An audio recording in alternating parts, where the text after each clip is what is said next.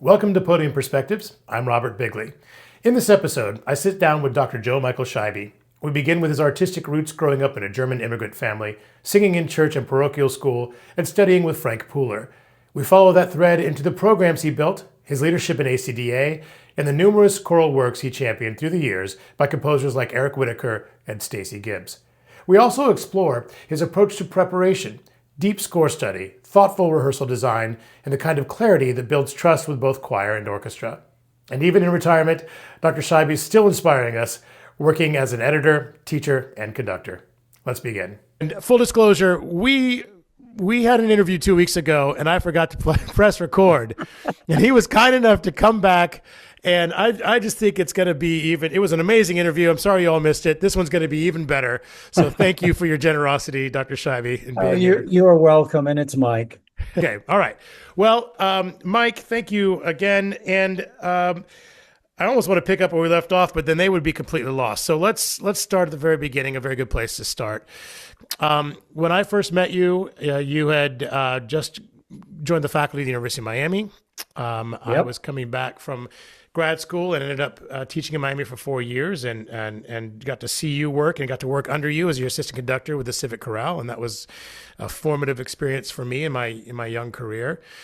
And it's just been a joy to watch your career ever since I left Miami, and to see you continue a legacy at Miami and then at USC and then with the American Choral Directors Association, and now in retirement in name only. You just got back from University of Texas, is that right?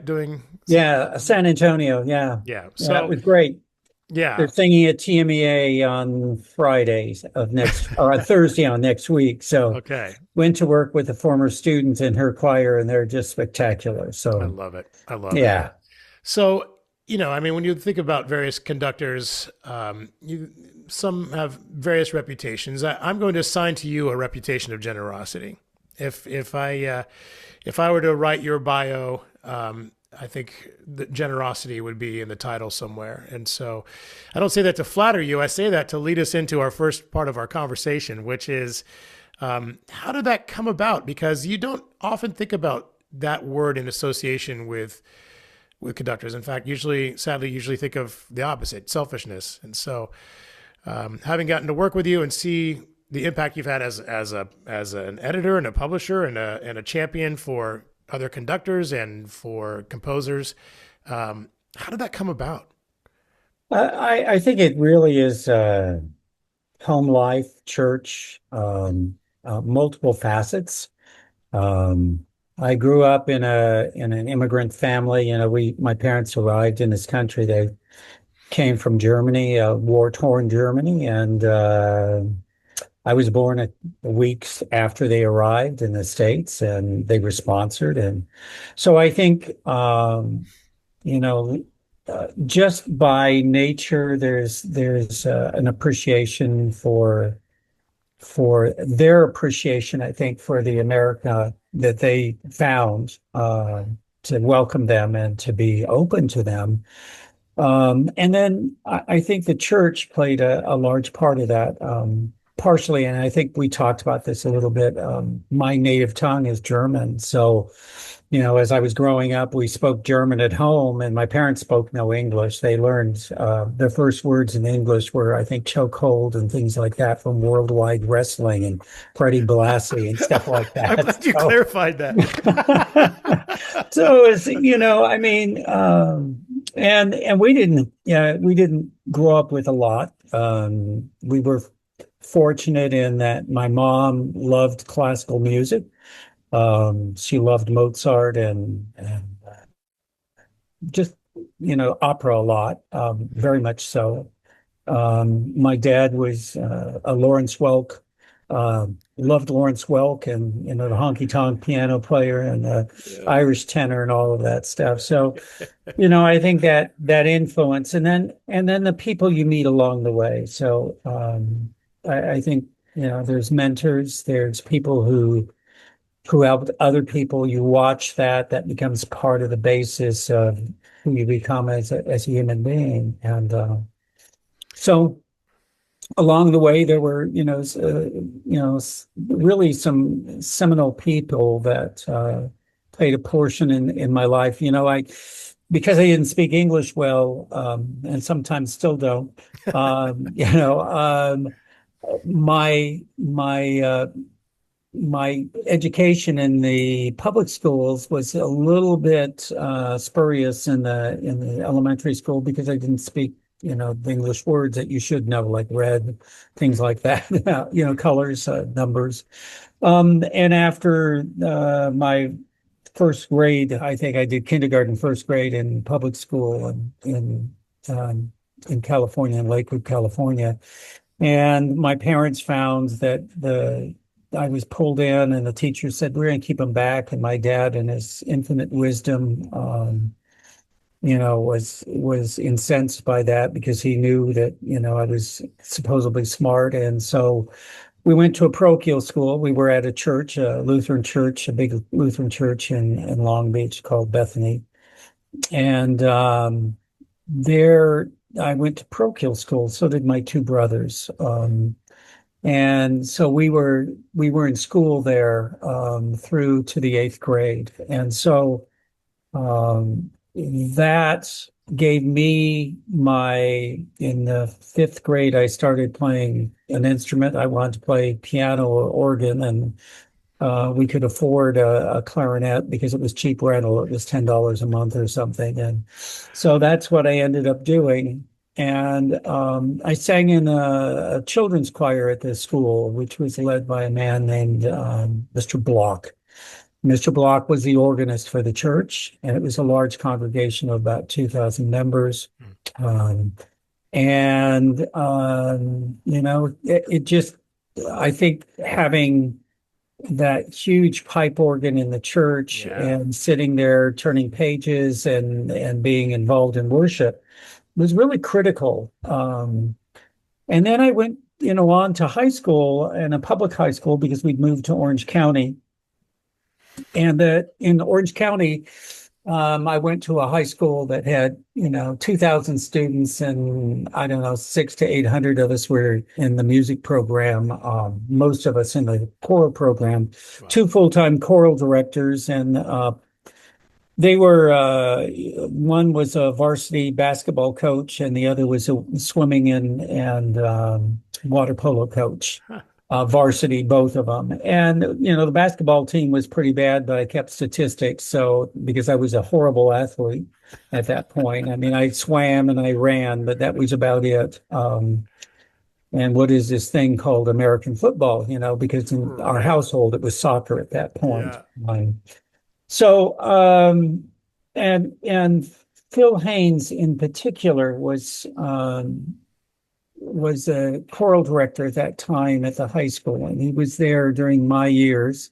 And when I graduated from high school, he went on and went into administration. But he was this gregarious personality who had been in the St. Luke Boy Choir in Long Beach and had been on film and sang solos, and later on became the Civic Light Opera baritone singing, Oh, wow. Camelot and all the Yeah. shows in Civic Light Opera in Long Beach. And, it was a big personality, and he was gregarious and wonderful and warm and all of those things. And my voice changed late. I think I changed at he was 16 or 16 and a half with a voice. And so, I didn't sing in the top choir. I was always the youngest in the program, so I never made choral ears, but I couldn't. No way could I have danced it. I just was not that coordinated. So, I went there and then went to Cal State Long Beach, and part of all this was the struggle with my dad, who was an engineer, and his dad had been an engineer, grandfather, all of that stuff. And I'm the first one. And, you follow the father's footsteps. And I Good said, German no, careers there. I really wanted to be a teacher. I think the people along the way had, shown me a path where, for the most part, it had been really positive. And I think there was, just a bump in the road with mathematics, and a person who just turned me off, and that changed the path, and it was music. And that that was tough with my dad. But so I went to the local college, and there was this guy named Frank Pooler. Which, if we You can know, pause for a and second, if yeah, the audience, if you don't know who Frank Pooler is, please Google him, because I think that you're going to see some parallels between your careers in some ways. I mean, as far as so. Anyway, I just wanted to pause there. Look up Frank Pooler. Um, Growing up as a choir kid, his name was pretty common on. Seemed like every third piece of music was part of his choral series. So, all right. So well, thank you, and back to our program. yeah, and what happened with Frank was you know, this is in the 1960s and 70s, early 70s, and I did a bachelor's and master's with him and another young man named Wes Reed. And Frank was the person who was really about making choral music. He'd gotten his degree at St. Olaf in saxophone performance, I think. He ended up marrying Marie Pooler, who was also a composer, and then eventually Rhonda Poulet Sandberg, who we know is Frank Pooler's second wife. And you know, it was a time where he was in this phase with along with people like Norman Luboff, especially of music that was coming from Scandinavia. So it was this whole influx of music. So we were doing things in manuscript. It was just part of the life. So Wow. you know, we did Niestedt in manuscript. We did O Krooks in manuscript. We did, you know, Sogadal. We did Janssens. We did all of this great music that I had no ideas, and he had no fear. So we did rondas in, I think, 1971 at ACDA first biennial convention in Kansas City.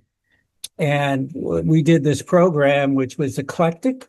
Rondas was one of the numbers, and if you know the piece, it's Folkrabe, and you have a tenor who walks off stage in the middle of the performance, and then we closed with gospel by Wanda Freeman and her brother, who were there in the choir. So it was this time Wow. at which doors open, windows open, eyes opened to all of this. And Wes Reed was the teacher, really, I think, in terms of the person who opened opportunities for me, this, you know, young freshman walking in with not great musical skills. I mean, I could do some reading. I was not a great musician.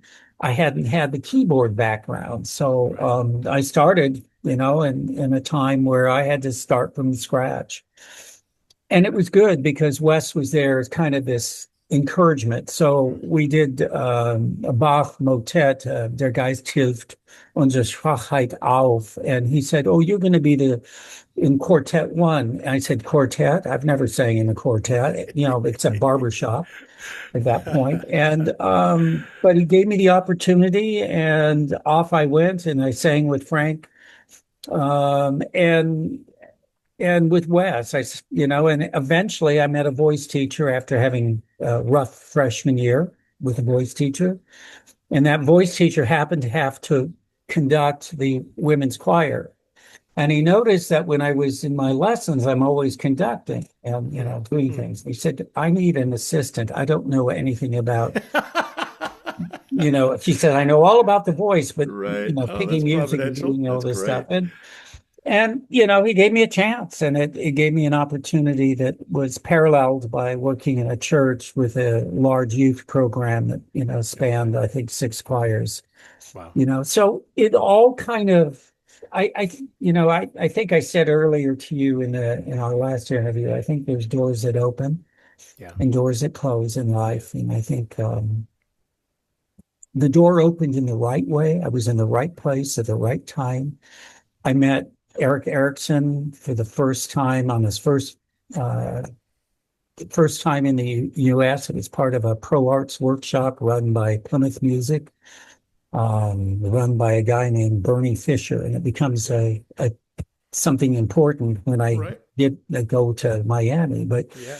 Bernie had at this workshop, it was Roger Wagner, it was Paul Solomonovich, it was Norman Luboff, it was, just this Goodness. slew, Eva Mae Struckmeyer, and Eric Erickson. And Eric Erickson, I was working the table to help out. And that way I got to go to things. And it was at Cal State. And they had run, I think, four of them across the nation. Okay. And in walks Eric Erickson, who speaks no English. I don't have any idea who this man is. I go in, I was singing Brahms. Can't speak much English at all. Yes, no, about that. Yeah. And um, it just hit my soul. I mean, it Mm. just musically set me into, that transcended what I thought was on the page. And of course, it was in German, so we're doing Brahms, and Right. this is my Your home. people, and Yeah. especially from Hamburg, where my parents were born, so there was a Right. connection there. But it was seminal, and I think it was maybe the year before I went off to student teach. And in the meantime, I'd had the opportunity because of Frank. Um, there was a couple, brother and sister duo at Cal State Long Beach named Richard and Karen Carpenter, and so we were there. And Frank said we're going to go to A&M Studios, and we're going to go there. And by the way, we're Norman Luboff's going to be at a church in Hollywood with his choir, and he's going to rehearse them, and we're going to watch Oh my that with the gosh. Norman Luboff chorale.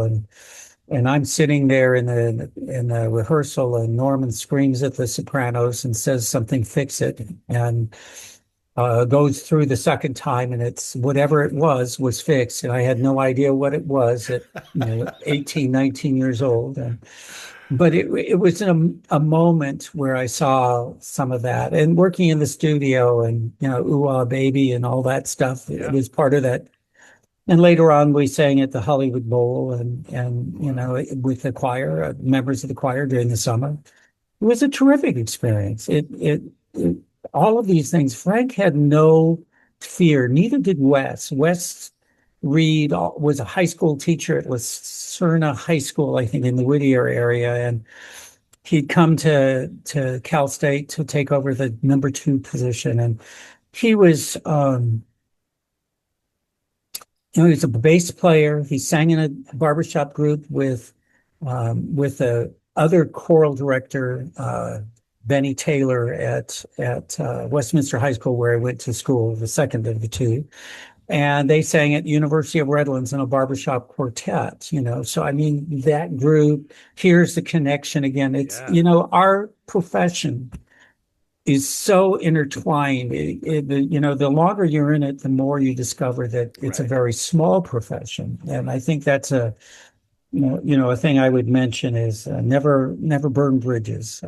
It is, Yeah. Well, and it's interesting because I didn't. It wasn't until sometime later after I left Miami.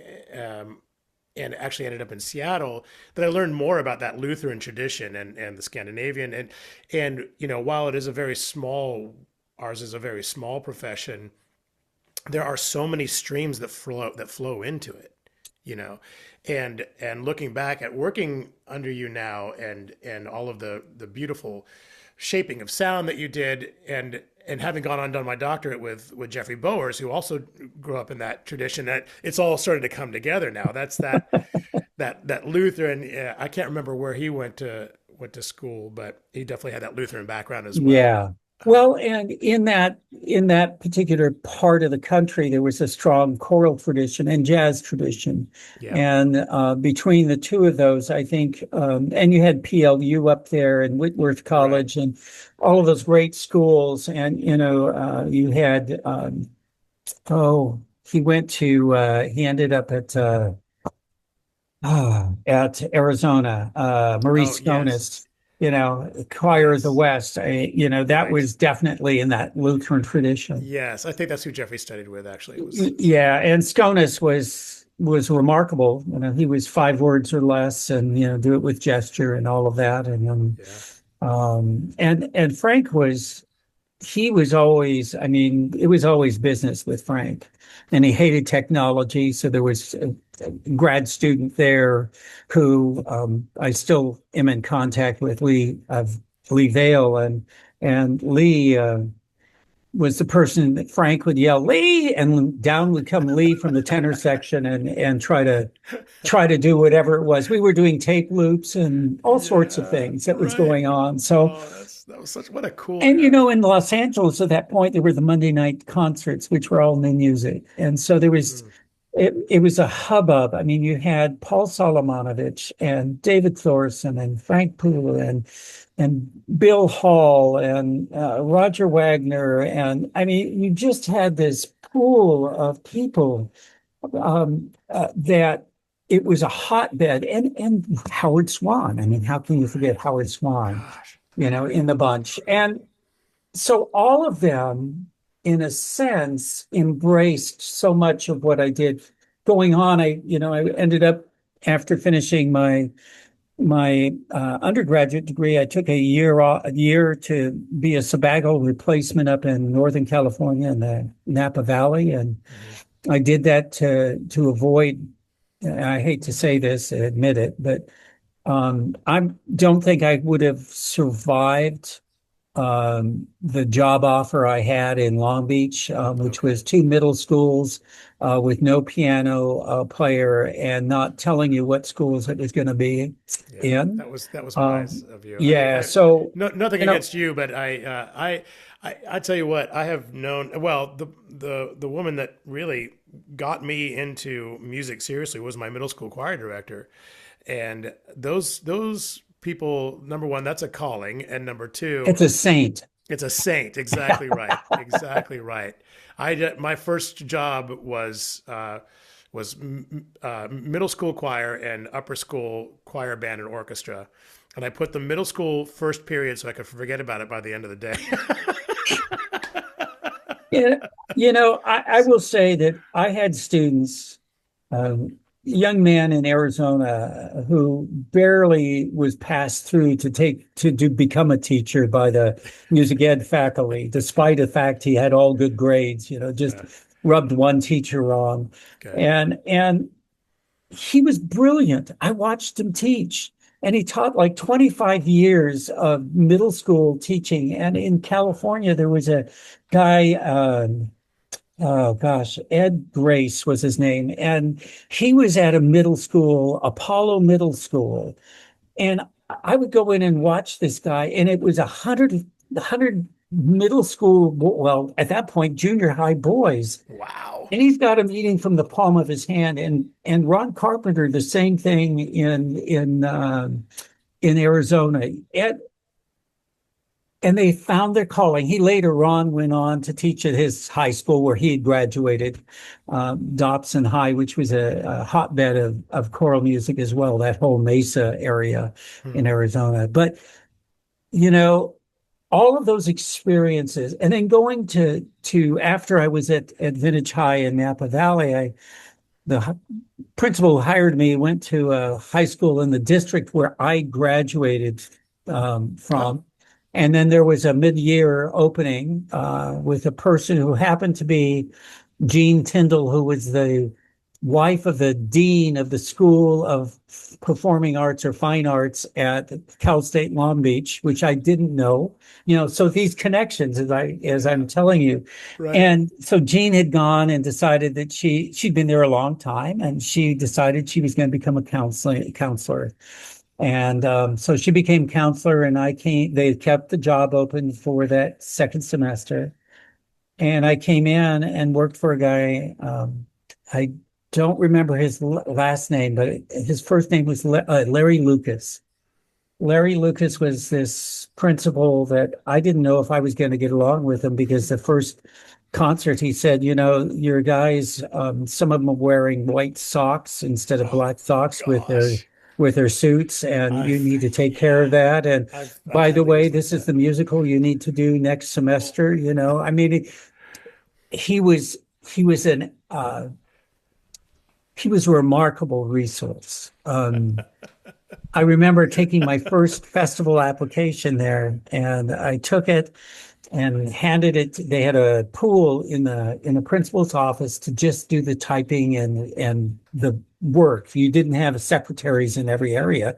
You had this pool. And I took it in, and Larry said, I won't sign off on this. You've got to take that form, and it's got to be typed, and it has to be clean, and it has to be neat, and it has. Well, I raised in that family, so I Right. got it. I Yeah. raised in a Oh my German gosh. Yeah. environment, so I got it. But he gave me the ability to explore what was possible at that high school. Hmm. Much like Vintage, it exploded. I had a great program. Howard Swan came in. We had Roger Wagner, we had Martin Bernheimer, we had all these great people come in, and Bill Hall, and Wow. they'd come in and be there. And I was there, and I think I'm grateful for the experiences there. And we How had many eight years were you choirs by there? the time I left, huh? Wow. You had eight choirs. How many years were you Four teaching high school? years there 4 years. and 1 year at Vintage High. And then did And you go write yeah, your master's then after I that? wrote my master's. I had taken a lot of my master's coursework during my student teaching, because we had, you know, you had to do student teaching was part of the degree plan. So it was a Bachelor of Arts in Music Education, choral vocal Yeah. music education. It was a 5-year program. So during that 5th year, I was able to take some classes that applied later on. So I took classes in music history and some other things that I could use later going into the master's. Gotcha. And then I continued to take classes first couple years, and then did a recital, a conducting recital, mind you, with no conducting lessons whatsoever in the conducting recital. And did a program of the music of Sven Lekberg, who was a composer up in Indianola, Iowa at Simpson College. Okay. And he and his wife invited me to come spend time while I wrote the paper Oh, and learn about his music. And it was just a great experience. Um, and he gave me permission not to observe tempo markings that were metronomic. He said to me at one point, and this is, I think, the learning that we forget about is, yeah. he said, the publisher will not publish unless I put a metronomic marking on it.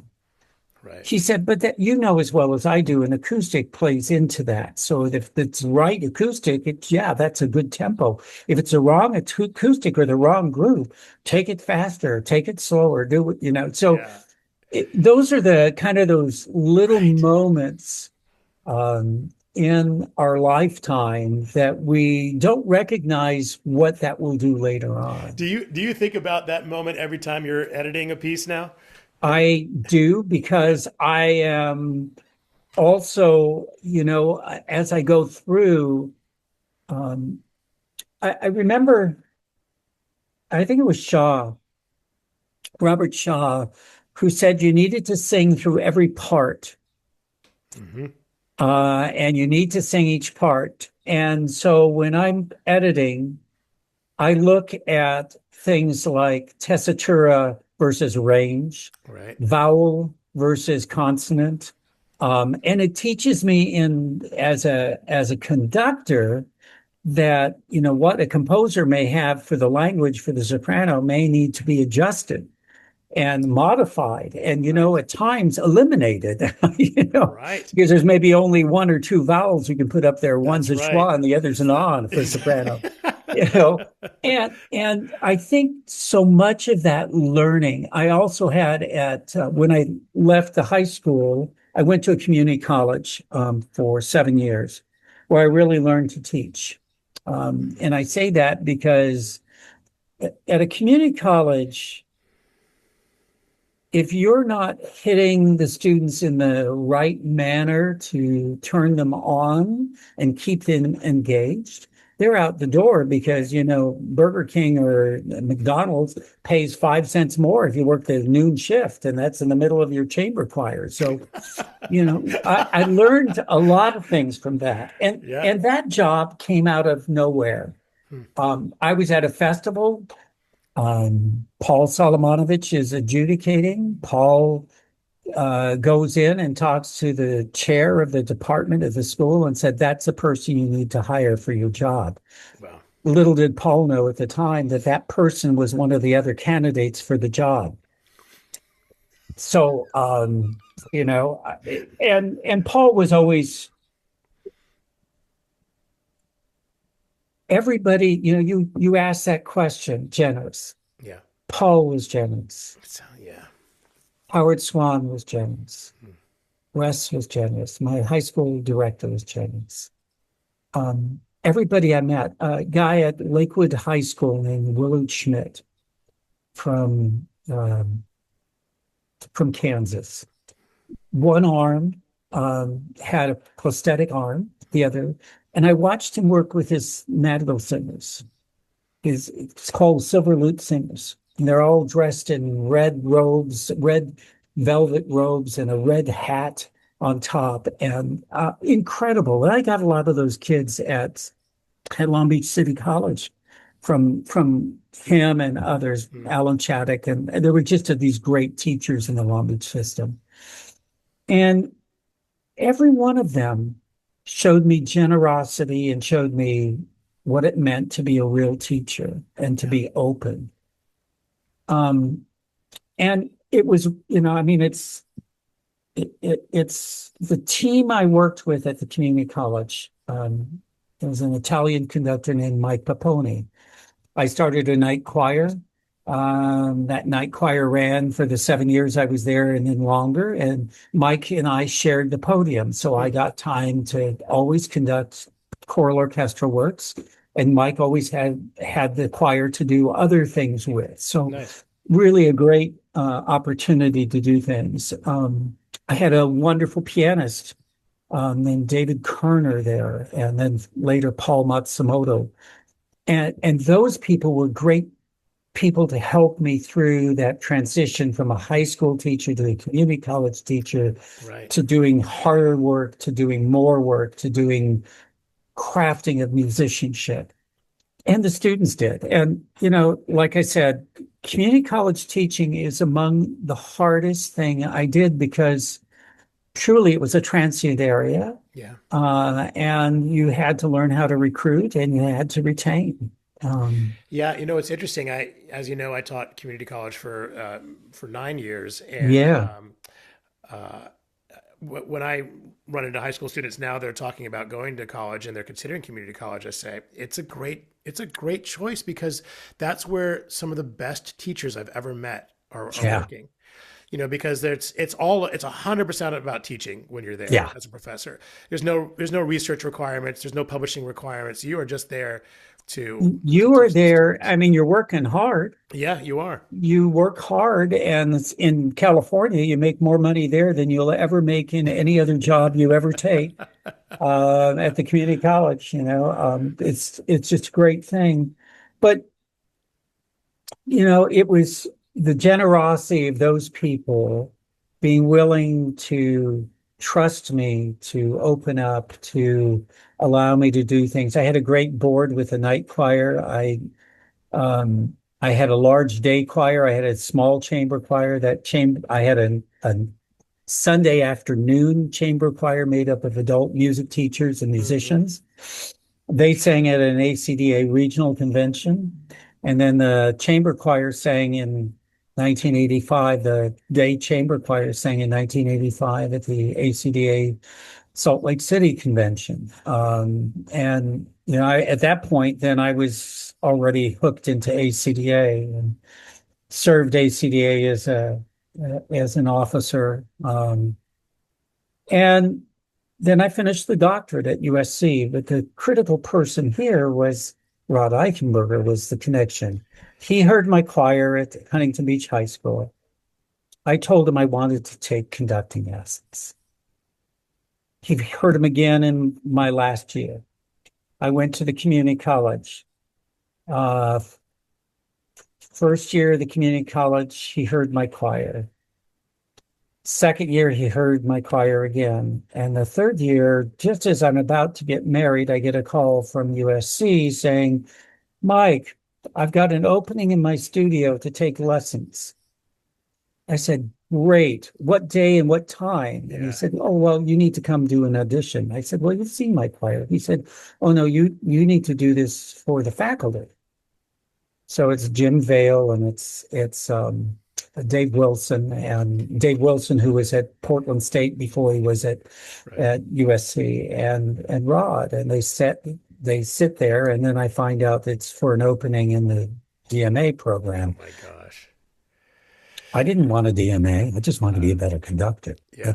That is what. And today at 96 and 97, Jim Vale's 97 and Rod's 96. I'm still in contact with him. I still, Amazing. while I lived in LA, I was, do lunches with Jim Vale at El Cholo, which is a Mexican restaurant, one of the oldest ones, and have a margarita with him. And go up to see Rod up in Portland, in Dundee, Oregon, and we'll go wine tasting. Oh my God. The lessons are with the people. Yeah. They're with the people and the music you make. Mike Paponi was this orchestral director, Italian, and my wife's Italian heritage as well. So it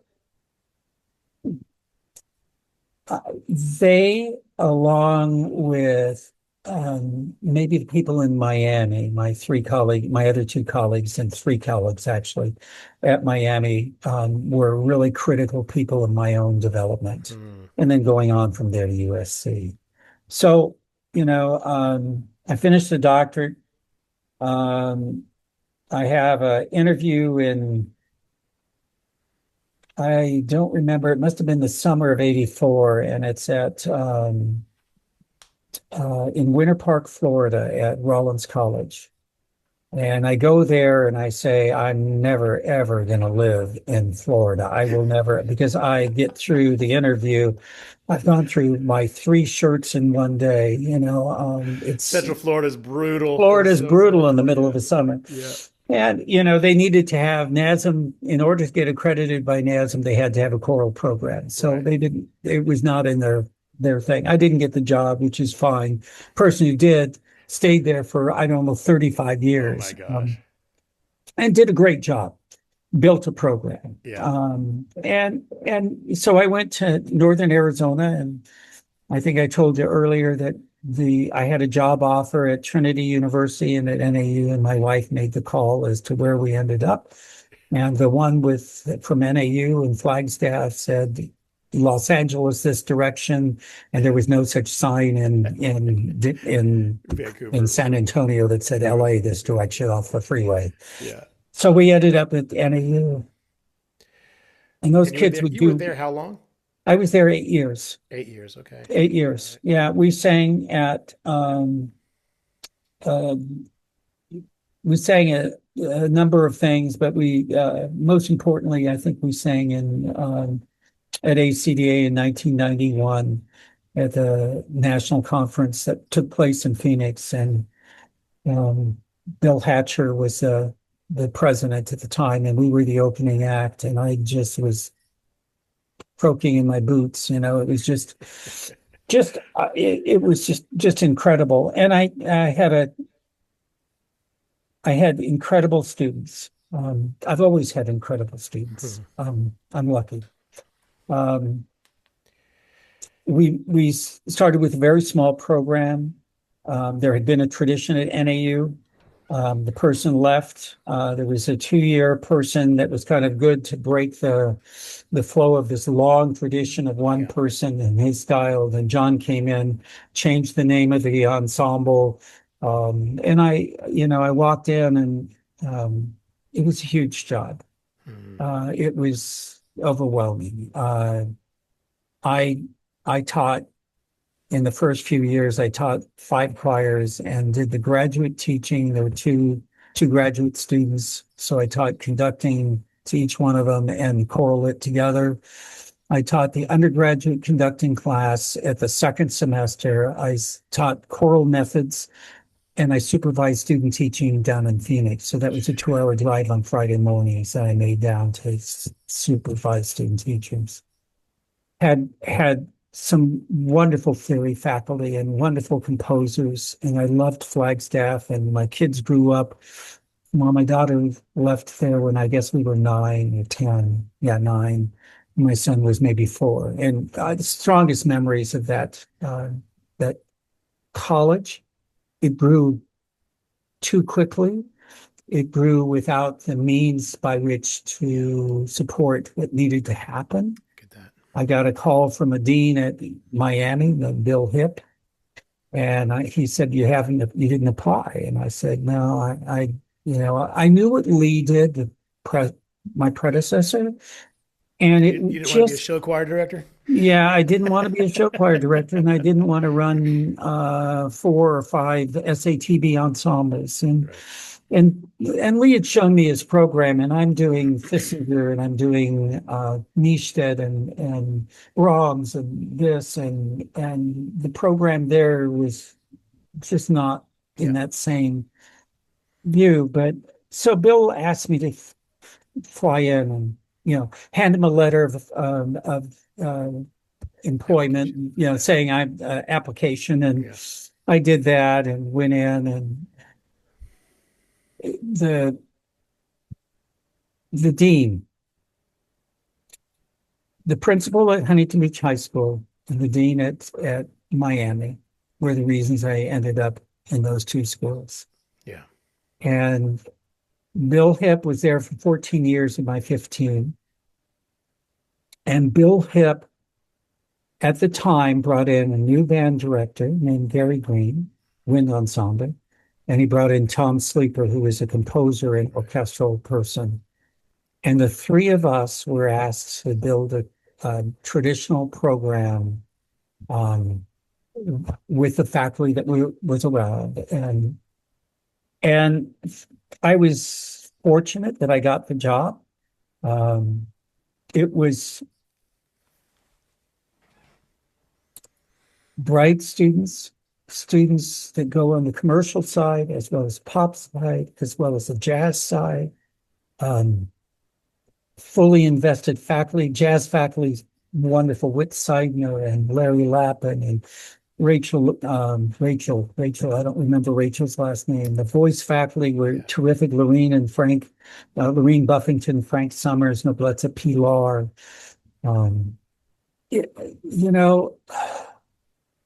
David Alt.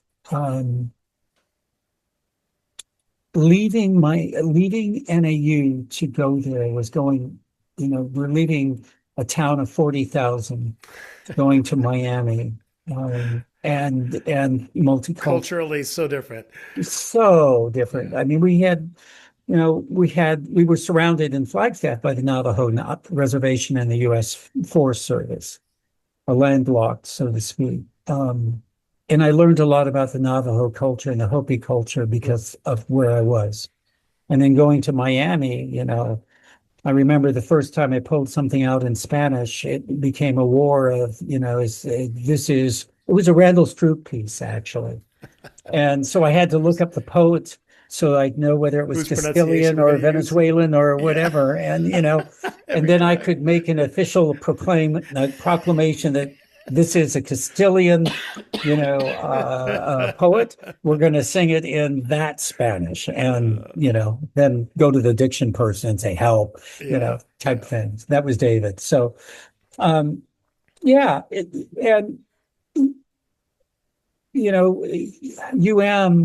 was ripe. It was ready.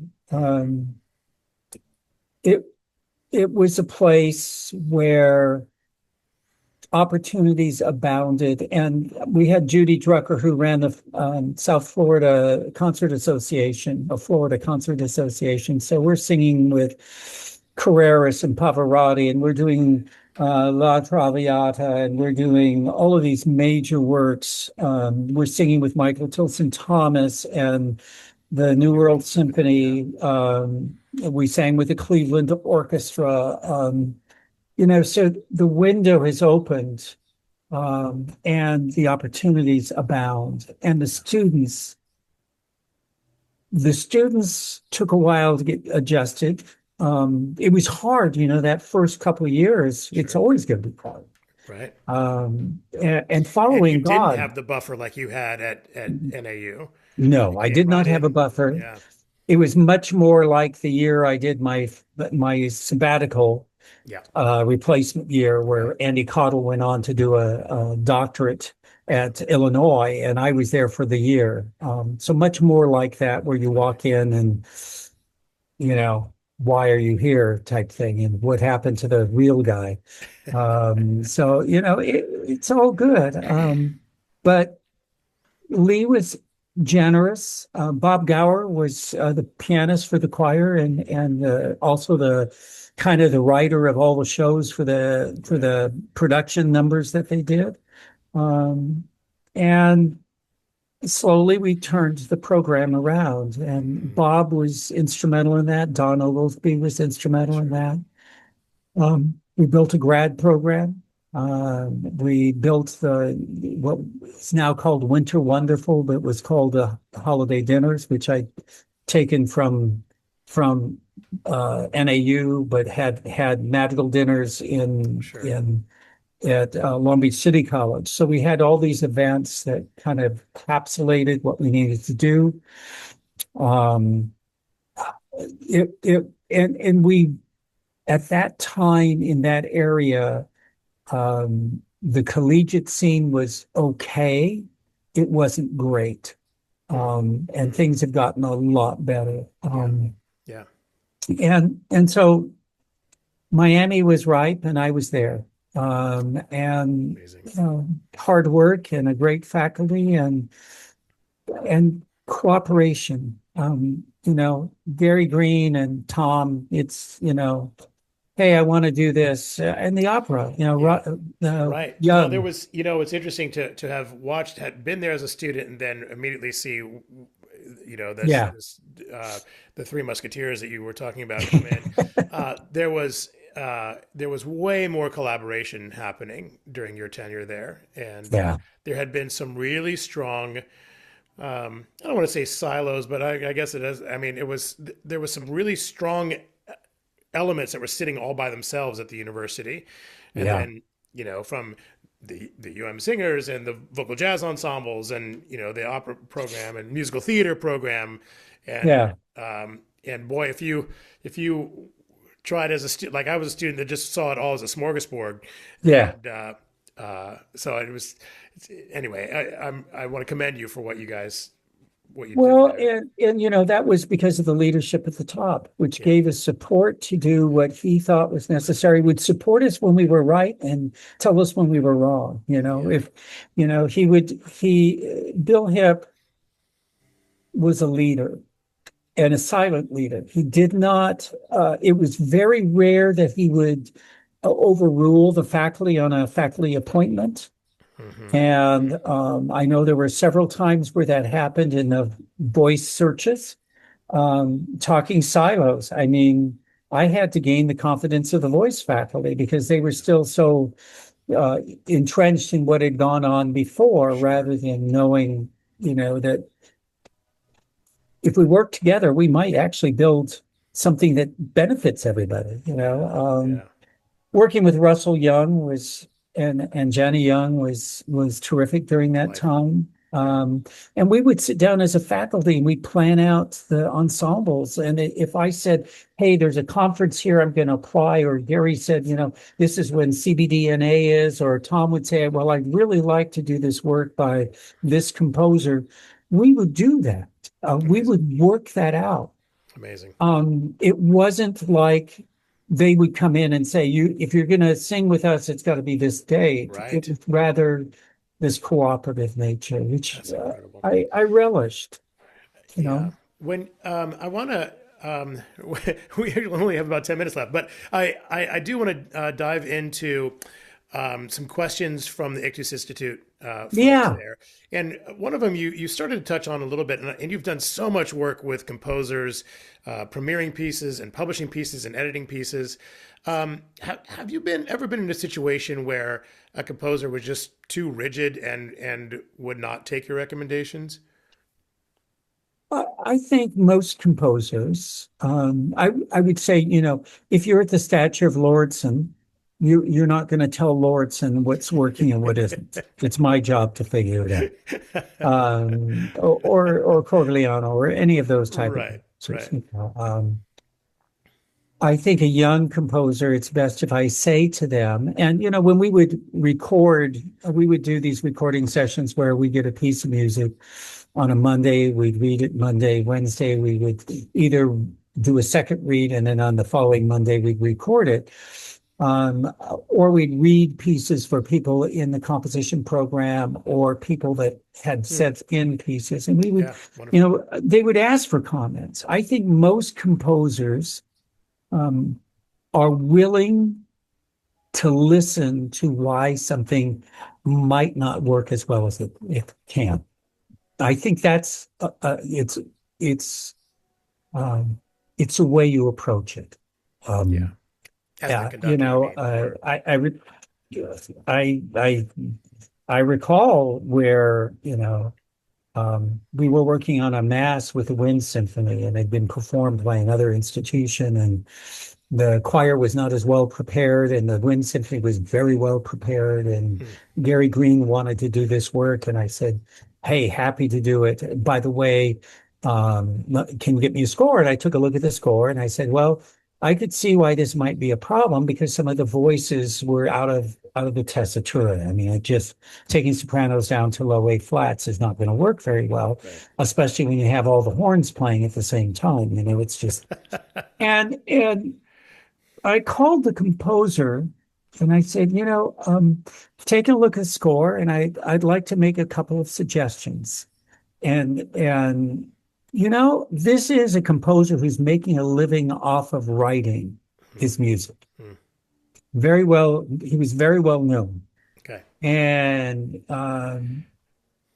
I, he was so appreciative. I just had to redouble some voicing and do some voice leading things and said, what if we changed out this and we do this and that such? And he said, well, that'll work here, but it won't work here.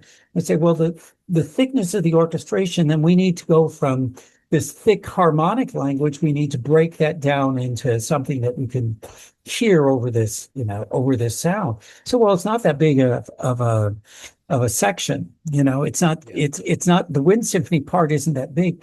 I said, it doesn't matter how big it is, it matters the instrumentation. I said, one trumpet can outdo an entire choir, or one trombone. Right. So I said, and that experience is what I have found most times. I've worked with David Conti. We did a work of his Cantate Domino for double choir, and it was a first time I'd done one of David's pieces that I didn't know really well. I mean, I had done some of his music, but this is a piece that was going to be a substantial part of a program. And it was at NAU, and I would send him not CDs, tapes of my sessions through the mail, and I'd ask him to criticize them. What do I need to do? What is this tempo working? Well, that was in 1990s, early 90s, maybe late 1989. And in 2007, we're premiering his Nine Muses by David Conti as the Brock Commission work for, nine movements. Wow. And, we had to go through this whole thing too. And we still did this same type of connection to do that. And I remember he had a favorite poet that he used, and he said, he took it, the recording, we were 2 weeks out of ACDA, maybe 3 weeks out of ACDA performance. And he said, I took it to the poets, and he said, I've misinterpreted the entire text. I've got to rewrite it. Now we're memorized a whole program, and Oh this is like a no. 17-minute section of our program, Oh 15-minute no. section. We did it, but Wow. it talks about not only if you have a living composer and you have a living poet, Yeah. you have a responsibility to make sure that those people are being heard when you do that music. Right. So Goodness. to your students, to the people in the Ictus Institute, I don't find that composers become belligerent if you approach them in the right way Right. and say, I'm working with the junior high choir and I've decided to do the midwinter songs, by Lordson. Yeah. Lordson should say don't, at that point. But there's a way of approaching composers throughout Yeah. the time. And today I work with, a lot of composers who are young and some that are really experienced. And it's just a difference of how do you approach them? And how do we both make the best music? Right. Composer doesn't want a piece that's too hard for anybody to sing. Right. Right. Composer wants performances of their works. Yeah. Composer invests time, energy, passion, and all of that blood, sweat, and tears when they're writing. It's not they're sitting down and just putting it on a computer and writing it. There's a Right. lot involved in that. Um, I, if we could pause for just one second, sure. because we're coming to. Are you okay on time? Like, if we go a Yeah. little, okay. What happens at the end of a Zoom meeting that's scheduled for an hour? If it can keep going, or do we have to send you another meeting? You may have to send me another link. Okay, so that's we got 28 seconds to see what Okay, happens see to if it that. But works if or you're good on not. time, then we're good. Okay. I'm going to do this so I can remind my future self to cut this part of the conversation out. Yeah. So let's just see what happens at 60 seconds, where we can do a countdown. Um, who was the composer that, I think it was part of your program, but it was definitely part of your series, that did that arrangement of Kumbaya? That was so cool. The Well, Kumbaya, my there's several, lord. but the one was Okay, looks like we get to keep going, so that's good. okay. He came from Miami actually Oh, and really? went with me to USC. No Nick way. McCaig was his name. Yeah, yeah, yeah, yeah. That's Nick great. McCaig. He wrote Yeah, a great Kumbaya, and he's one of those cases that just, you know, he wrote for the period of time he was there. He studied, took lessons in composition. yeah. He was a BA choral music. He had no desire to go into music education. I think he's working in Florida now, in North Florida, somewhere at a college in either admissions or something registration. Interesting. Yeah. So he's a one-hit So, wonder then. yeah, well, not a one hit. I think we had like 10 pieces he wrote and some really wonderful music. Wow. And we would perform them in chamber singers and Yeah, put them into sure. programming. Frank would always give opportunities to composers for their music to be heard in the choir, Yeah, and sung in concert. The yeah. same thing was true with Wes Reed at Cal State. Rod premiered Lauritsen's music before anybody really knew Lauritsen's music for who he became, Yeah. right? So, fire songs and midwinter songs, those are all Lauritsen things that Rod premiered. So, While we're in this area, tell us a yeah. little bit about your relationship with the Five Hebrew Love Songs. I love your story about that, and Well, maybe Eric Whitacre in general, because he's sort of iconic now. yeah, he certainly is. Between the virtual choir and all of the conducting he's doing, it's pretty darn terrific. Yeah. I met Eric when he was maybe 19, 20. He was at UNLV. I was the Western Division president of ACDA. I was asked to do a student leadership workshop at UNLV, to do a conducting masterclass, and he was the last student up to conduct. And the time just flew with him because he was Hmm. sharp. He was asking the right questions, brilliant mind. Um, so that opened up the opportunity to meet with Eric. And then Eric brought in a piece called Cloudburst. Hmm. And he said this one high school director had done it in Vegas, and she felt it was just a little too long. And here's the recording. And where would you suggest I make some judicious cuts? And so we worked on it. It was kind of just a thing that we did. And talking about the younger generation, it's always about the next generation, who's going to take over, who's going to take care, who's going to be there after Eric Whitacre, Yeah. All of that. Um, and and then that comes back to me at Miami, because the guy who had done the workshop, pro choral arts uh, at um, at Cal State Long Beach in my fourth year of my summer there. He's now left Brooklyn, and he's down in Fort Lauderdale. He calls and he says, "I have this box of music, and will you take a look and see if any of it's any good?" Because I really don't know anything about music. I just publish it. And in that generation, in 1993, paper was still cheap. Yeah. And what you would do as a publisher is you publish everything you could, and anything that stuck to the wall that sold enough copies to pay for itself, then you'd republish that, and the rest you just burn and get rid of, because you didn't want to have to pay taxes on them. Right. Huh. So Bernie calls, and I go down there expecting, a box, like a box. Sure. And there's this huge box, crate. two of them, sitting underneath the desk, probably a year and a half's worth of music. And I take it and I say to Bernie, I said, if I'm going to get through all of this, I need you you don't have to pay me. You just have to pay for a pianist to sit there with me to go through this after I've done the initial stuff. So he does that. And then he comes to me and he says, "So what's good?" And I said, "Well, here and here and here, and these are great pieces, and we need to publish." There was a guy named Paul Bassler in the bunch, and he had a piece called Miss Kenya. And I said, "You need to publish this piece because I think it's really great. He's been a Fulbright scholar in Kenya. He's got all the dance rhythms. He's got a horn part. It's a cappella. There's a tenor solo. You got to publish this one separately, the Gloria, Yeah.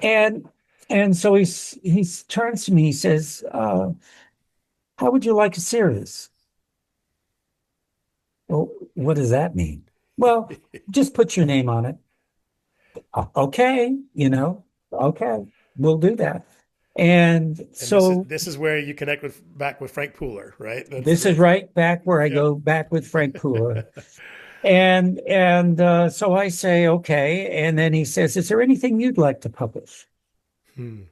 And I said, "Well, there's this piece I have, but we still don't have rights to the piece now." So this is Cloudburst, and we're talking 1993, 94 in that area. And had Whitacre published anything yet?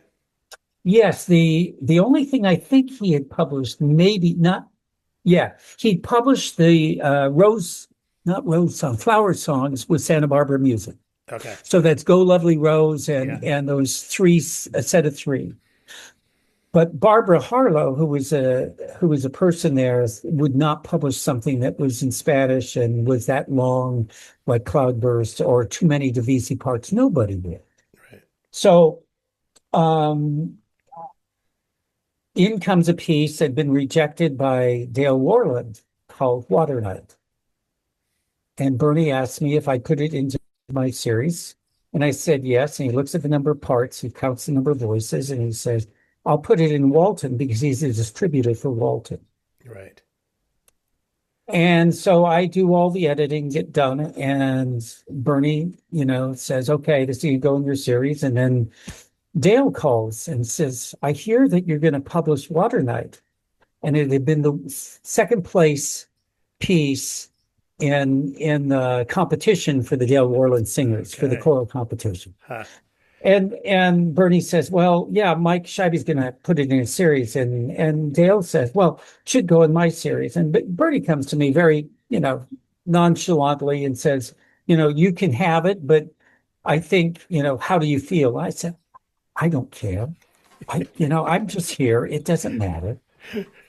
Well, and of course, it went to a company like Pepper at the time with their editor's choice, and will it be Yeah. editor's choice? And it gets, no way would that be an editor's choice. It's in too many parts and it does this, and it's Right. just too hard. Nobody will ever buy it. And it sells 50,000 copies in its first year.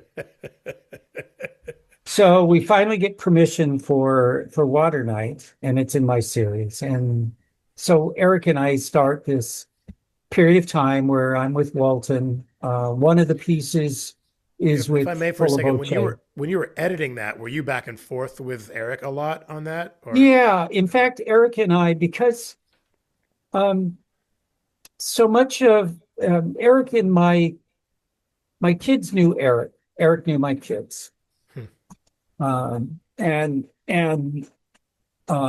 because there's this connection. I mean, there was a connection there.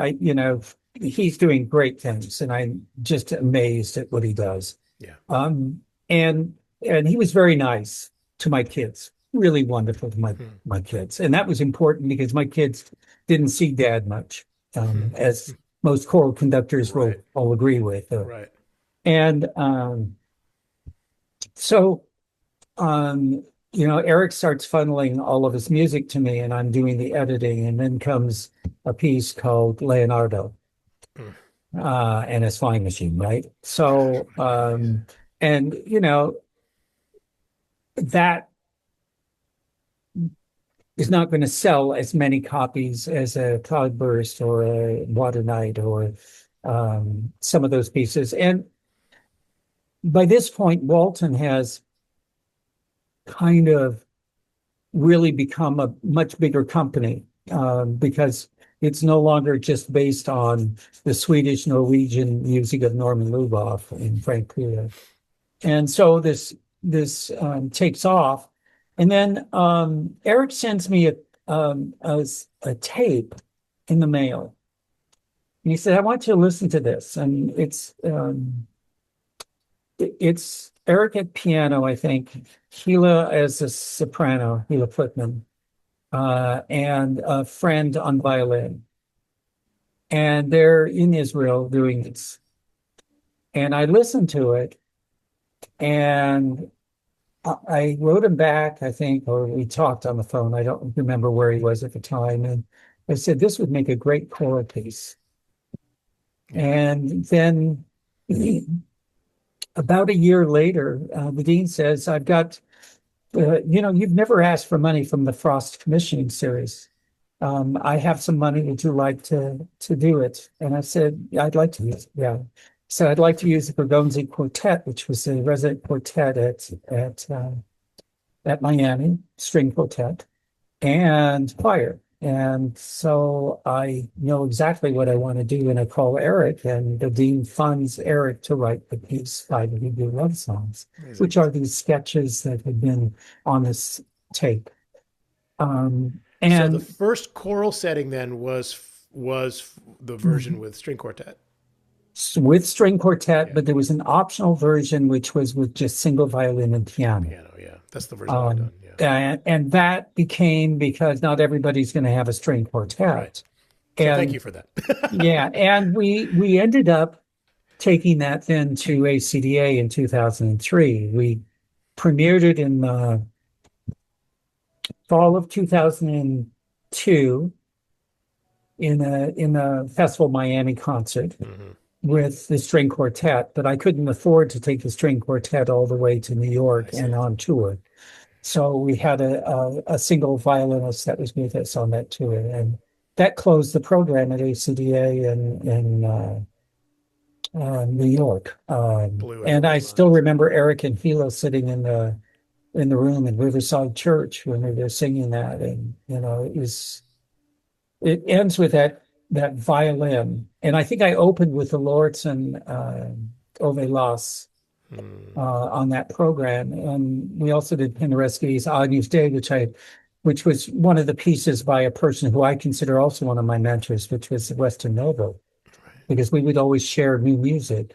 He would talk to me, do you know this piece? And so it was just kind of Joe Michael. It was always that, with Weston.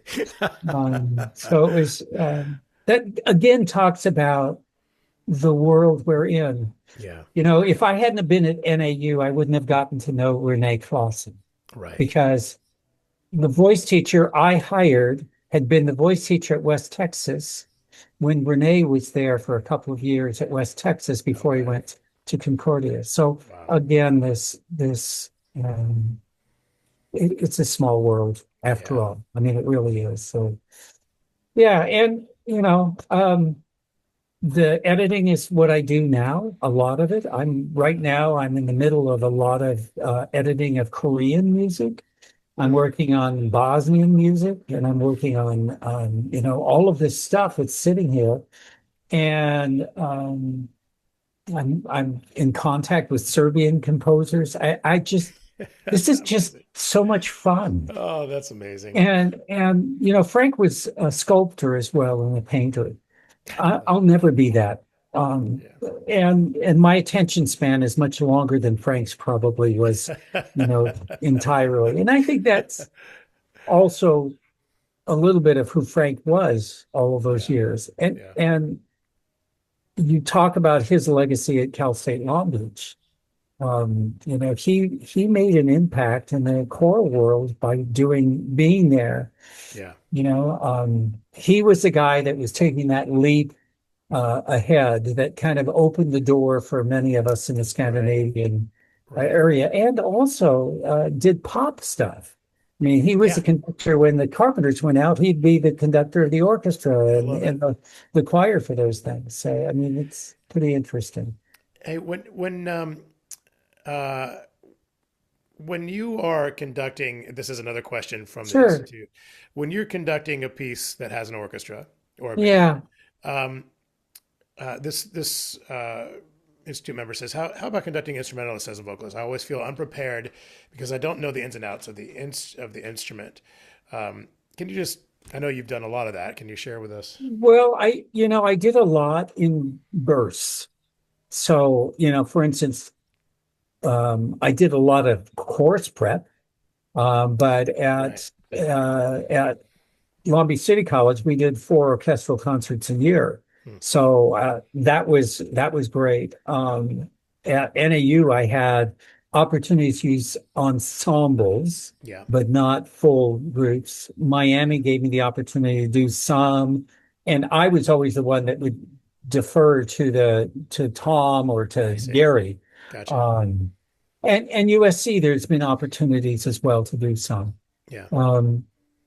But I can tell you that, the issue for all of us as choral conductors is we have to be willing to ask the questions and to do our score study. Yeah. So going to the concert master or mistress and asking the questions, this is what I want.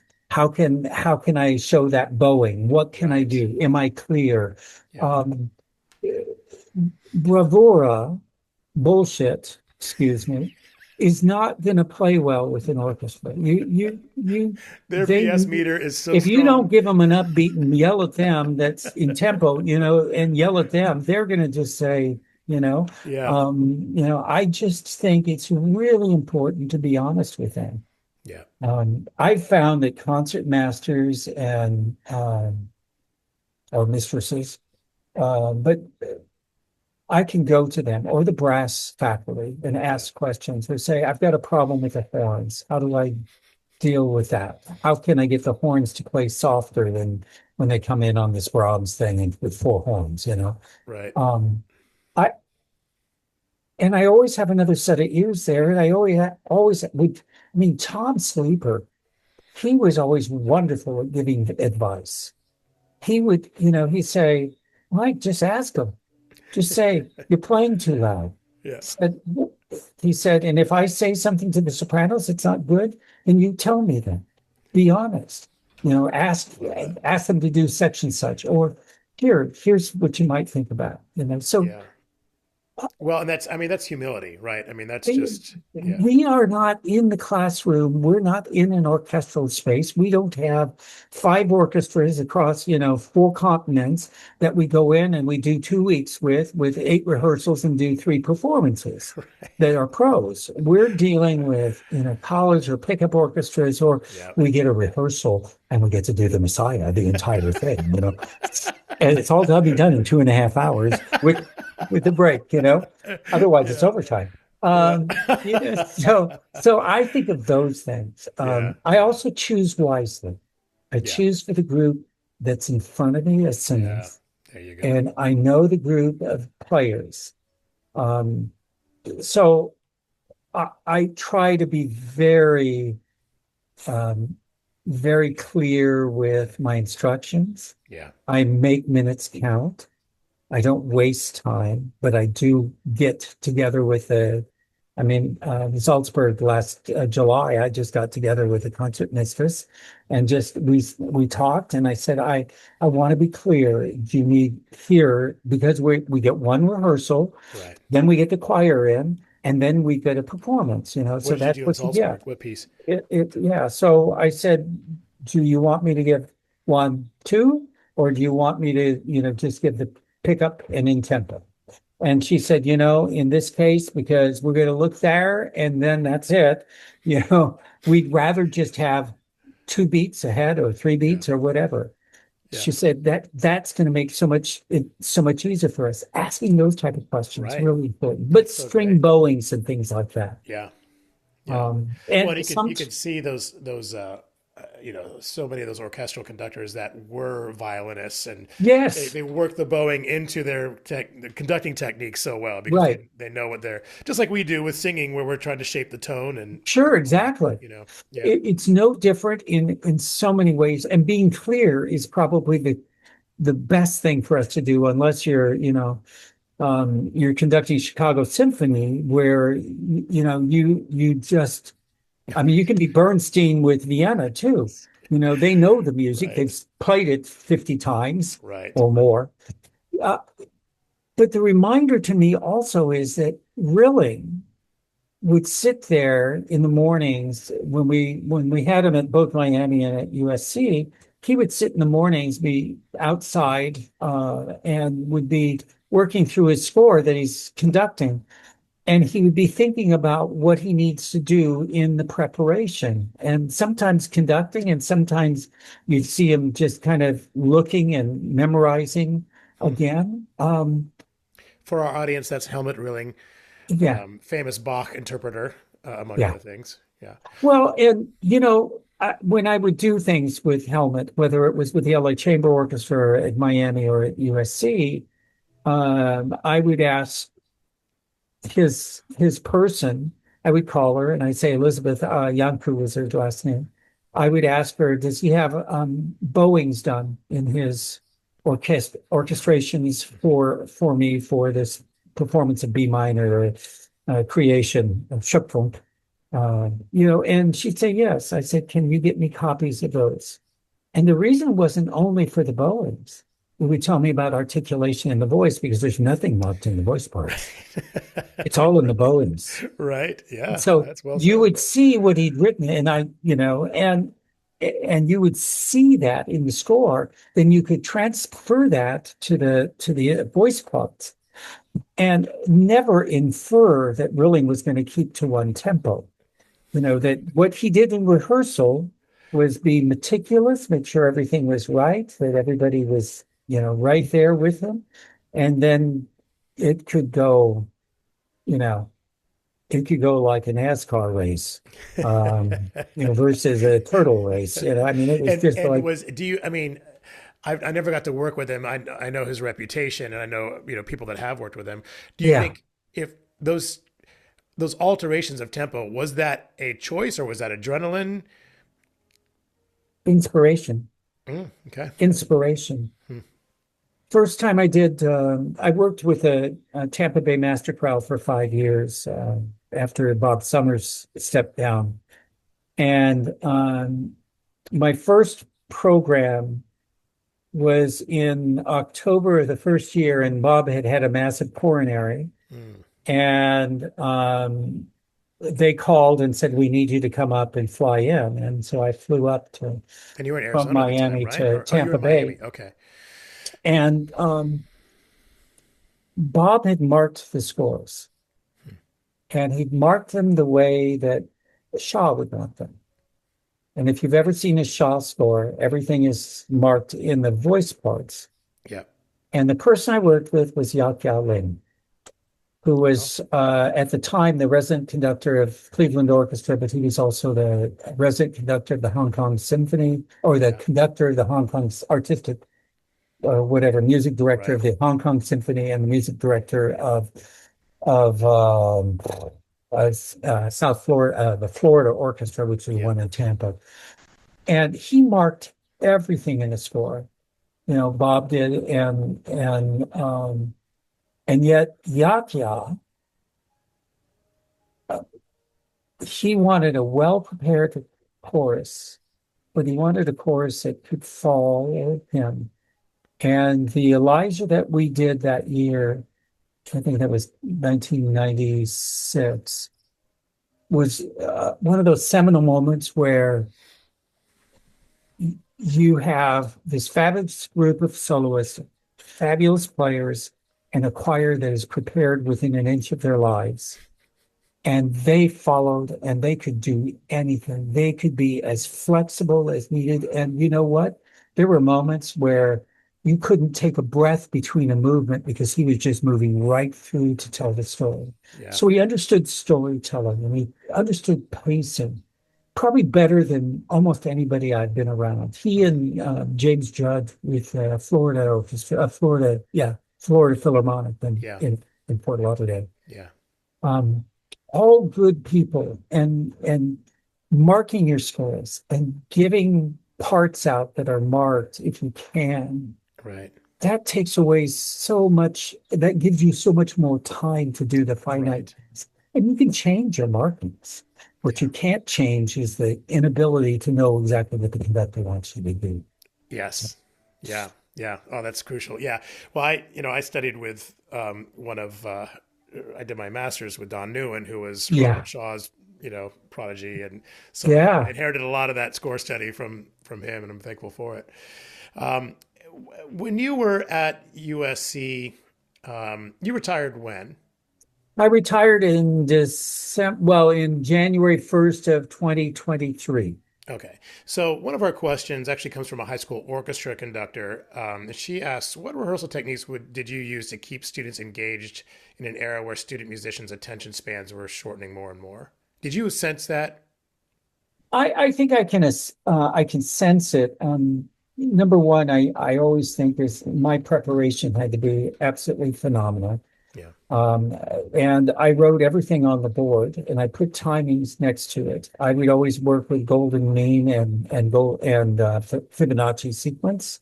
Yeah. Okay. So So I know those words. I know yes, roughly what they mean. I'm glad we have this opportunity for a redo because the last time I just sort of nodded and said, yeah, absolutely Fibonacci. You betcha. I'm picturing the shell, right? The yeah. whole gold. Um, and I think, I know how that could apply. You talked about it applying to planning your repertoire for a concert. Okay, I get that a little bit. Tell me about how that works out in a rehearsal. Well, number one is at golden mean, which is about 61.8% of the way through your rehearsal, is the point that the rehearsal will be most engaged by the singers because they will not be thinking about what happened in the last class and they will not be worrying about the next class yet. So Fibonacci assumes that we're going to, like, if I have an hour and 40-minute rehearsal, I'm going to divide that up and I'll do warm-ups that are sequential. And I'll do something that takes a minute, something that takes 2 minutes, something that takes 3 minutes, something that takes 5 minutes. And then I do some sort of tuning exercise, which could be a piece of music in a section that we had some problems with in a piece of music. Okay. I always want to have 8 pieces up on the board or 10 pieces up on the board. I give timings on it. And what that says subconsciously to the singer is he's really got this planned out. And Hmm. I also put down measure numbers in my score. I should have invested in post-it notes or these tabs that you use. Yes. I buy these things like they're coming out of style, but I use them because my rehearsals are absolutely NAU, Miami. I had choir 5 days a week. Yeah. USC, I had an hour 40 twice a week. Yeah. Um, I had to make sure those minutes counted. Right. And I also had the same issue with my church choir. So Boy. I always would, the anthem for Sunday was going to be the one that was either needed that 61.8 or was after that because this is the anthem. So let's do it the pretty close to the You end. can stretch their But attention this a little this bit more. idea of Fibonacci for me works in a way that it builds momentum. Hmm. And you can break those down. I also think that maybe we talked about this. I also used to give out I learned this from Bob Summer actually with a master chorale, Tampa Bay. He would give out a piece of paper. We'd have name, section, page, work, page number, and measure number and issue. And basically, what they would do is a singer, because we had 120 to 140 singers in there, they would write down their comments and they would say, I'm having a problem. And usually, what that meant is the person next to me is having the problem, which is a great way of doing it Yeah. with these measures. Or the tenors are having a hard Yeah. time finding this pitch. Can you address it? And, I would go and do that with Miami as well, USC as well, because with that short time change, then I could also, if I had a singer who said, I can't sing today, they're sitting outside of the rehearsal and they're writing me Yeah. notes. Yeah. And they give that to me. Now I can say, Tina over here said, sopranos, you're still missing that F sharp here. I didn't hear it, but then when I listened to a videotape, yes, we are still missing. Right. We as conductors focus on certain aspects in every rehearsal, Yeah. but we may not catch everything. Right. And especially if the acoustics are live in the room, which is the case at USC. So building that rehearsal, then now I can bring the person back from the last rehearsal that said we need to hear this or the tenors are missing this F sharp or whatever. I can bring it back and I can say Don said he's having a problem with this. And I'd like to just double check it. Could we all turn to it's page 6, measure 9, whatever. And let's just hear that. Or Lisa, will you come and just talk about the French? We seem to have some problems with the French a little bit here. I'm not good at French. I'm good at German. I can do Italian. I can do Latin, no problem. But French is not my language. So, there is for people that are trying to keep them engaged, bring them into the rehearsal process. It's not Mhm. me and you. It's us, it's we. It's that, there are times you have to be, we have to drive the bus. Right. So if we do it on paper, it's much easier to control than that hand that keeps coming up and being that one note person that always, is where do you want the release? Do you want it on the 13th, 16th note, or do you want it, how do you want this released? And we've all been there. Yeah.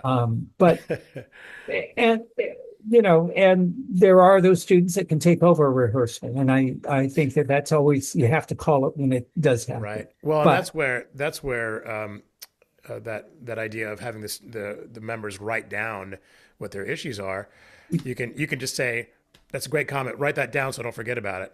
right, You move on. and you know what I have them at the beginning of the paper. My teaching assistant that I had, or my section leaders, would all put them on the stands when the students rank. And I'm sorry, I'm one of those people. I have as many stands and as many chairs as I have singers in my group. I love that. It took me a long time to get my USC to buy stands for the choir.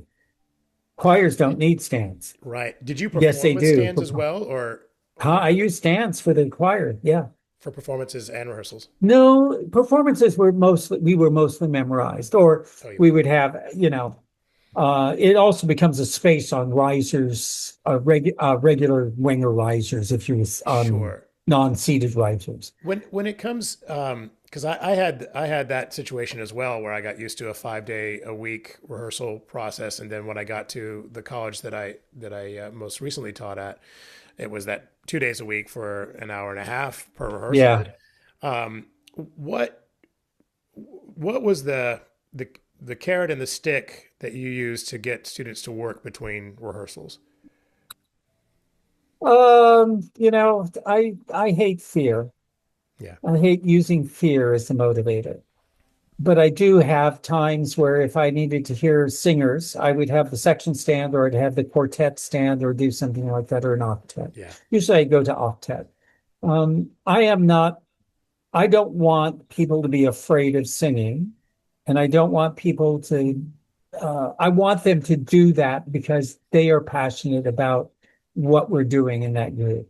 So when we do things like we would do a convention or a conference or a major concert with a guest artist or something like that, that would just happen. It would happen by good planning, enough rehearsal time to make sure that I can accomplish the music I have in mind. I always gave out a lot more music than I would ever do in a year. I would give out all the music for the year so they'd see it. We'd collect oh, each concert at the end, so right. the folder would get lighter and lighter. Some things would stay from the beginning to the end of the year, that would happen. But I think for so many of us, we think that our group is going to be X. And then in walks the door, into the door, or into the room walks, you're missing the tenor section, or you're Yeah, missing the high tenors you needed, or the bass twos, or whatever, and you've got to pivot. And then now you're going to spend 3 weeks trying to look for music. And right, my sense is always to have something that can replace something else in a program. right, right. Have a slam dunk that they can walk Yeah. in, and yeah, yeah, that's Yep. great. How do you uh, uh, obviously new works is important to you as Yeah. somebody that's in that. How do you um, how do you incorporate new works into your programming? Do you have a tendency to sort of weave it into your theme, or I know you don't, maybe not all the Yeah. times, but I would say in general, I want to leave the audience because my audience can be very, very sophisticated, like ACDA. But then when you look at ACDA, there are junior high teachers in there, and there are yeah, elementary school teachers right, in there, and there are people with SAB choirs or, only SSA. So I always want to balance the hard or the difficult music with stuff that is something they can go home and say, I could do that. I could do that with my yeah, client. Or, yeah, hey, I wonder if there's another setting of this with this. I remember at NAU to build tone, I would always use one piece that was unison, then maybe tenors and basses and sopranos and altos together, and then break into some chorus, choral type thing. For instance, a example would be Verliance Frieden, the Mendelssohn, right, which is such a wonderful piece. yeah, Or Paul Choland had a piece, da, da, da, Children of the Heavenly Father, that I would hmm use. Because what it did is it gave me a way at the beginning of the term to teach tone, breath, movement, line, all of those things. And I could use that as a warm up. I could use it in a program. I could throw it in. And I'd always have a few of those pieces in the program. I always want to remember that there are people in my audience who are your grandparents or your parents who have no idea what this other stuff is, and they need something to take back. yeah, And the way that comes about is I looked at the programming that Charles Furt did at USC with the chamber singers and madrigal singers before that they were called chamber singers. And what that did was, I mean, he would put Romberg in, and then he'd have Polyglot Doodle in there. I mean, it was just this eclectic looking program Yeah. that it made sense because he also knew when he went to Europe, for instance, with the choir, that they would enjoy this piece. They would maybe understand this piece at a high level, but not appreciate it the same way or enjoy that the way they'd come back on that. It's kind of like making sure you never over program, which I do often, and then have to pull back. Yeah. But I think there has to be a challenge for the singers. I think there has to be a challenge for the audience, and then I think there has to be moments to relax. So your Fibonacci sequence in programming, but also in your warm-ups needs to realize what the voice can do.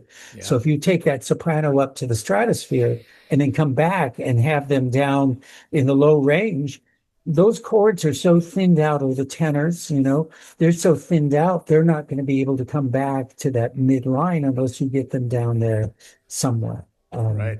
So it's judicious programming. It's also looking at keys and tempi, and I love schmaltzy music. I love that harmonic language that just I it's just who I am. I grew up in that. It's your barbershop days coming back. Yeah, and yet I give me a Sean Kirshner piece, or give me a piece that has some rhythm with it, or Stacey Gibbs, or Yeah. Moses Hogan. I mean, but Moses Hogan and Stacey Gibbs don't need to be at the end of the program.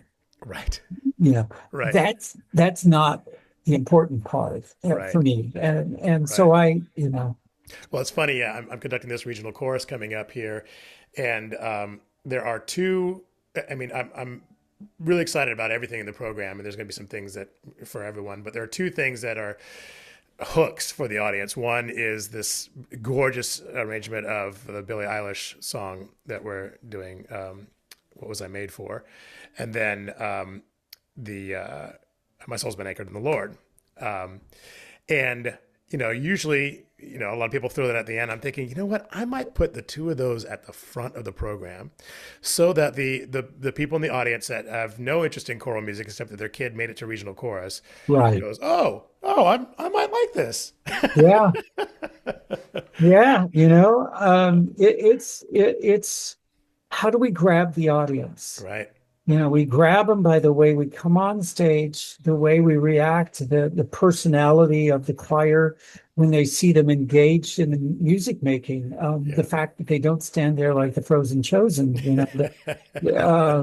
all of those things. I'm not asking them to be, bobbing heads or anything like that, but I do want them to be engaged with the music they're singing, and that becomes part of the storytelling. We're telling stories. Right. We've got to find a way to tell stories. Well, and we'd have that distinct advantage over instrumental ensembles as well. I always say it's our curse and it's our blessing, because we have text, which becomes our curse as well, because we're dealing with consonants and vowels and articulation and all that, and then it's our blessing because we have the words to speak about. So, all right. Well, I want to ask you one more question, and that is, you have retired from academia. Yeah. But that hardly means that you're retired at all. I know you've got some things coming up. What are you excited about coming up for yourself? Well, I get to go back. I'll be back I'm working with high school choirs here locally, and college choirs, community college choirs, in fact. Then I'm going to take a trip with my wife, which I'm really excited about, to Portugal and Spain. Oh, lovely. I've not been to Spain, and I want to make it to Spain. I love Spain. So I'm looking forward to that. And then this summer I go back to Thailand to do teaching and a conduct concert. Wow. And I come back the next week. I'll be at not running. I'll be part of the faculty of the Kansas City Conducting Institute with Charles Bruffy and Janet Galvan and Oh, Kurt terrific. Knecht. Yeah. Uh, and then I'm off for 2 days, and then I fly to Ireland to do. They have what's called Sing Ireland, which is kind of ACDA there, and they Okay. do a summer institute for conducting.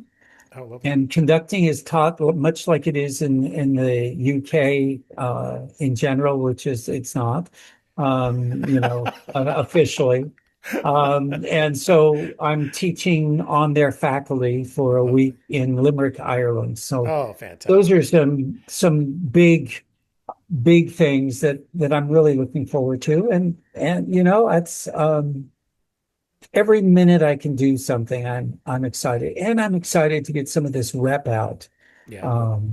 because there's just tremendous literature out in South Korea, and we finally have a group of AFAB or female composers that we're promoting with Walton and Santa Barbara and as well as Music Spoke and Alliance Music. So we've got this body of music that we're trying to get out there.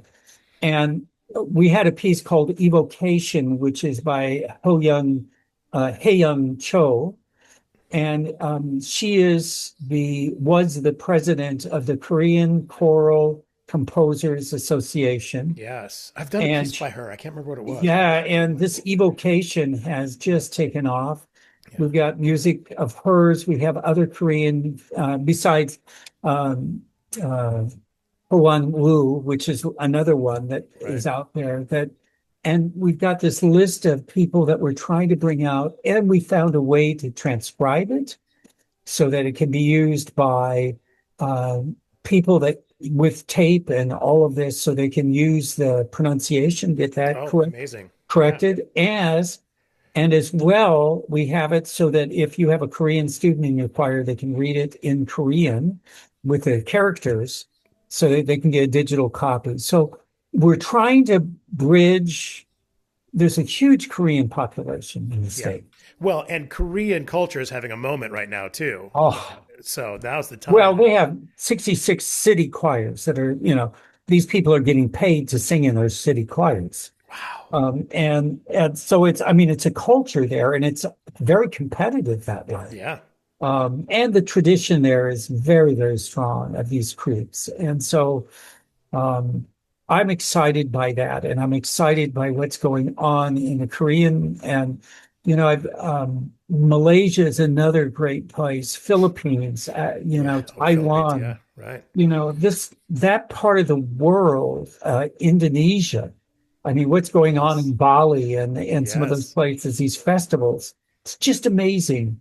And I think that's not to put down what we're doing here in the States, but our music has always gone there. Right. It's time for us to get to know that part of the culture as well. And there's so much good storytelling in that culture too. Love that. So I love that. Well, thank you for your leadership through the years, for personally for mentoring me, but also your leadership through ACDA and your publishing, and you on behalf of all of us in the conducting world. Thank you for everything, and thank you for inspiring us to keep going, hey, even after we leave academia. So I'll tell you, I one day I won't wake up. That's okay, but I don't want to be that person who's sitting there like this.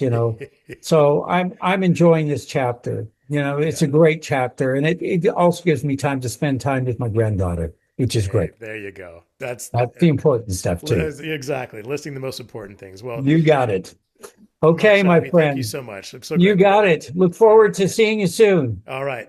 Take care. Okay, take Bye. care.